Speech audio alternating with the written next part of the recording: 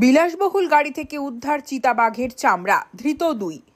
একটি পূর্ণবয়স্ক চিতাবাঘের চামড়া সহ দুই পাচারকারীকে বুধবার গ্রেফতার করেছেন জলদাপাড়া বন বিভাগের একটি বিশেষ দল।